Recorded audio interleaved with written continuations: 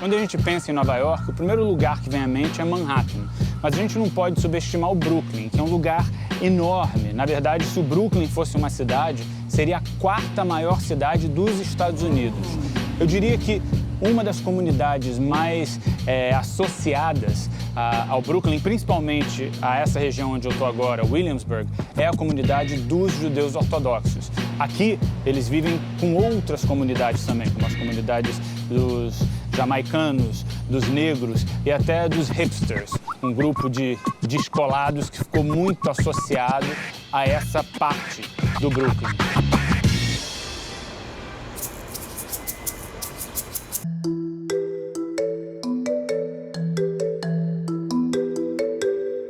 Nova York é uma cidade de mais ou menos 8 milhões de pessoas. 1,5 milhão são judeus.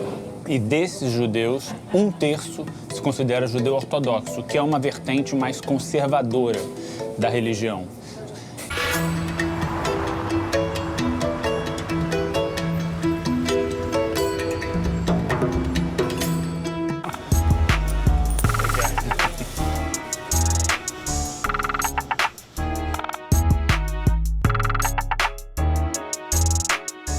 It's a beautiful day to soak up the rays and let the sun shine the way. Little work, little play, I'm gonna slay today, and nothing can stand in my way. We're all just here in the same grind, trying to get by. Look at that. Hasidic graffiti. That's a little bit hipster. Yeah. Street art. Yeah. See that graffiti over there? Yes. So you had a lot of hipsters moving into the community here in Williamsburg, but there was a lot of tension, as you can imagine. But I noticed there was one thing that united us, Hasid and hipsters, the facial hair, the beard. So I made an event called Unite the Beards. We made a logo, half the face was Hasidic, half the face was hipster, and we gave out t-shirts with that logo, and on the back it said, open your mind. Hasid and hipster, not as different as you think. And then once I started that thing, I started, hey, let's open up the doors of our community. Before I know it, people from all around the world, instead of going to Ellis Island and Statue of Liberty, they were coming behind the usually very closed doors of Hasidic Brooklyn. Uma das únicas maneiras de realmente conhecer essa vizinhança é sendo convidado por um membro da comunidade racídica. No meu caso, eu tive a sorte de conhecer o Yoni, um rabino respeitado no mundo todo e, aos 42 anos, pai de 8 filhos. Welcome to the Hasidic hat store.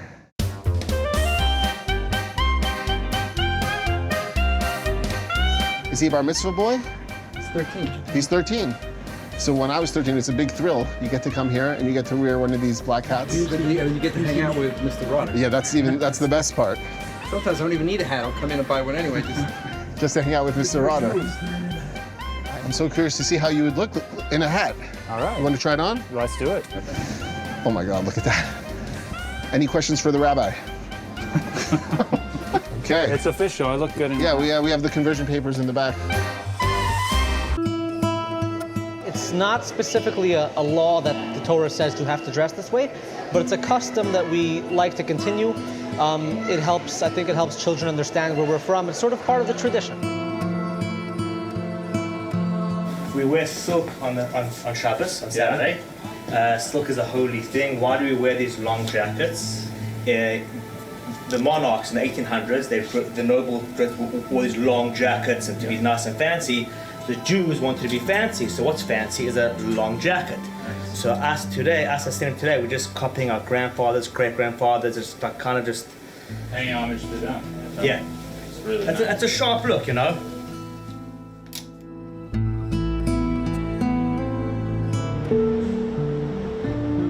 Pictures of the Rabbi with you is very good for good luck, success. When you look at the picture, the Rabbi is with you. It's a very holy picture, so... Yeah. Would have a lot of respect. Got it. Having said that, after the Holocaust, and many people called it a revenge against Hitler. He wanted to destroy us, and now we're here and we're having children.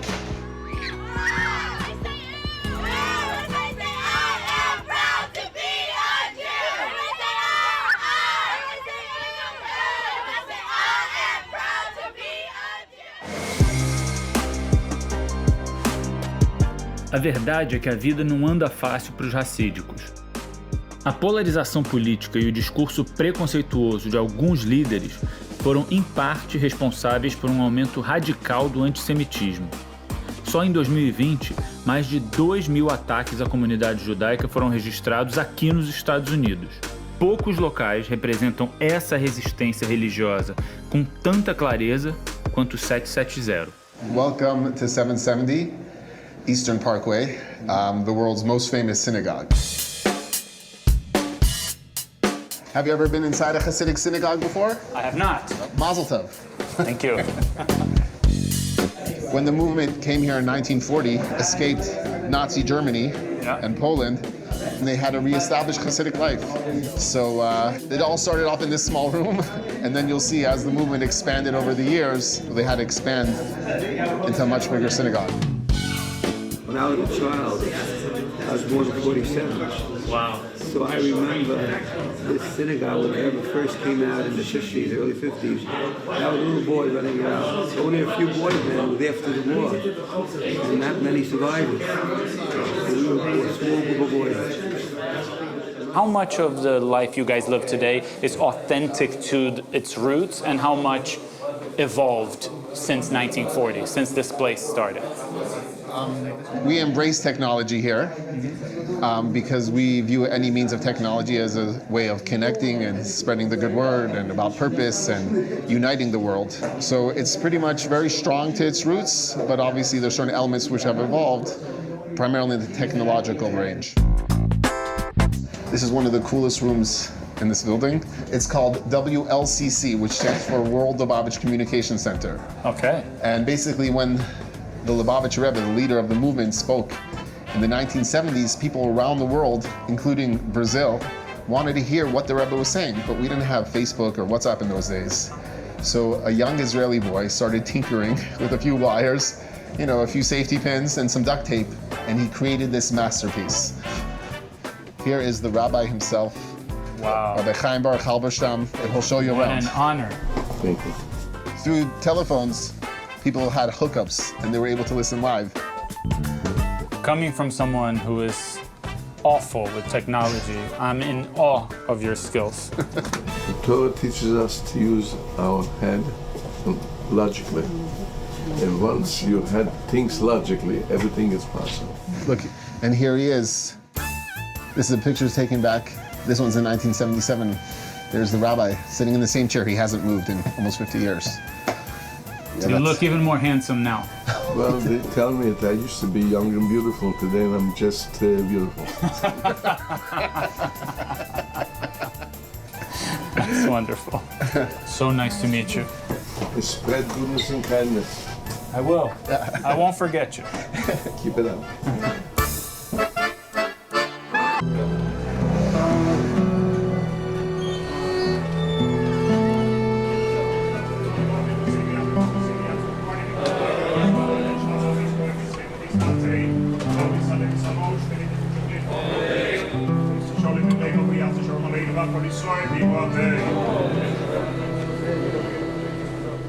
É difícil descrever esse lugar.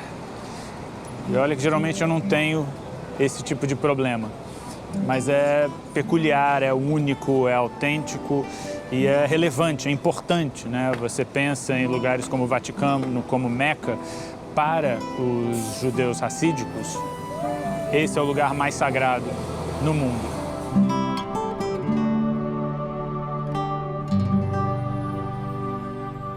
every religion has, you know, a place that is considered the epicenter of that community. Why is a place like this so crucial for your religion? You know, this is where it all came from. This is where it happened. You know, people come in and feel it. It's mind-blowing. It's amazing. The heartbeat of the Jewish world. Yeah.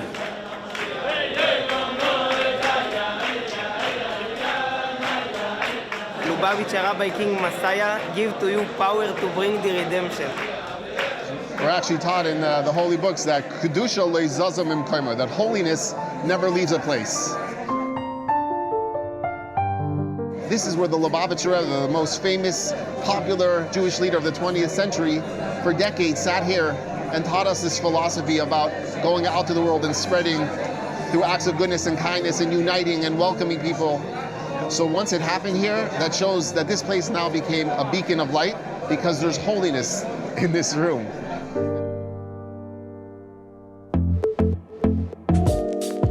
Anybody can become Jewish as long as they're doing it from a sincere place. They're called a ger tzedek, a righteous convert. And then you're as Jewish as anyone. And even more, when you convert, you get even more respect because you had a more difficult journey. I was born Jewish. There's nothing I can do about it. One for you, one for a friend. Thank you very much. One for you, one for a friend. Is there resentment if someone abandons this community? Can they come back? Can they wake up and come back? Contrary to public opinion, at least here, there's no leaving the community. There's no like, you didn't do something right and now you're shunned or ostracized. When you're part of your family, it's my family's. So can you leave your family? Can a child divorce their parent? No, they're my parents. So we would never cast somebody out. We would never say you're not welcome. I see. You're mine. Hi, very nice to meet you. Likewise, welcome in. I'm Pedro. Wow. First time in a wig shop? Hey. It is. Welcome, welcome. A woman starts wearing wigs when she gets married. Right. Correct? What is it like dealing with people at such a special moment of their lives? And every woman that I work on, every bride I work on, I know how symbolic it is and how important it is. We're covering our own hair, which is beautiful, but we find the most beautiful wigs that make it look even more beautiful. Hasidic women want to look great, and as you've probably seen in the streets, women look really good. Just in Judaism, we have rules that we go by. So cover your elbows, cover your knees, cover your collarbone, but with the most beautiful clothing that you can find. When it comes to the nuances and the subtleties of the choice of the wig, does it matter if it's a shorter wig, if it's a, more ostentatious, like head of hair? So there's no rules on color, length, or style. It's the concept of covering your hair for modesty. But we believe beauty and modesty is not a contradiction, so you can wear whatever you like. For example, for myself today, I just wanted to wear a long piece, so I'm wearing a long one. You can choose what you want. It's like shoes. You can own as many as you'd like, as many as you can buy.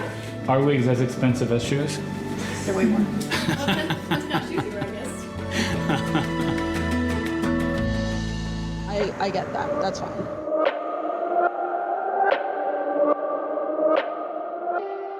Deus é grande. Deus é grande. Deus é todo poderoso. Tudo isso. Você ouve isso, say amen.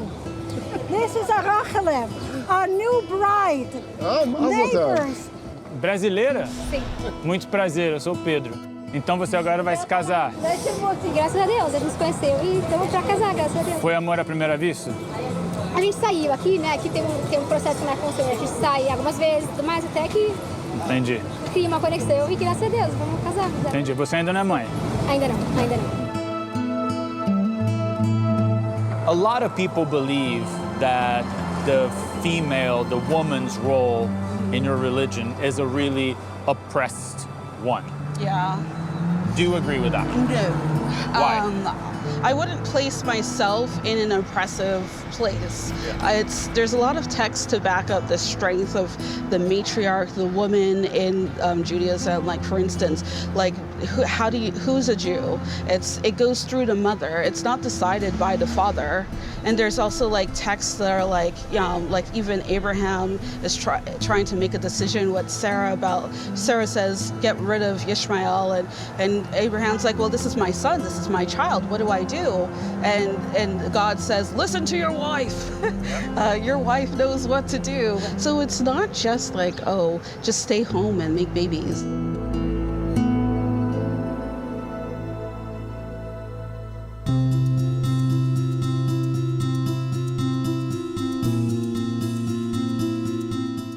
How many kids do you have? So we have 4, 2 boys, 2 girls. A importância que eles dão para a comunidade é uma coisa que eu achei que eu tivesse preparado para isso, mas eu não estava. Eu acho que é fácil julgar, mas se eu aprendi alguma coisa viajando o mundo, passeando entre mundos, é que encontrar o que a gente tem em comum é mais difícil, porém muito mais interessante, muito mais valioso do que encontrar aquilo que a gente tem de diferente. E é muito óbvio o que a gente tem de diferente aqui, mas é muito precioso o que a gente tem em comum. That's the whole purpose of life. Going beyond the dress, going beyond the food, going beyond the music, going beyond the culture. That's really irrelevant. It's us, like what's happening right now. You know, we kind of have to balance our holiness and our holy life with the rest of the world and relate to them in some manner without losing ourselves. Whatever I can do to make the world a better place using old wisdom and new methods, let's make a beautiful mix of all this stuff. And if we work together, we communicate, we can make the world a much better place. We can spread kindness and happiness and love and peace and unity. And there's a lot to do. One of the things that I have to say I've been mesmerized about is how welcomed I've been in this community. I've been living in New York for 20 years, and the past few days have been really life-changing and fascinating and eye-opening. And I'd say the one thing that really I'll never forget is how gratuitously everyone has treated me. So thank you all so much. É isso. Simples assim.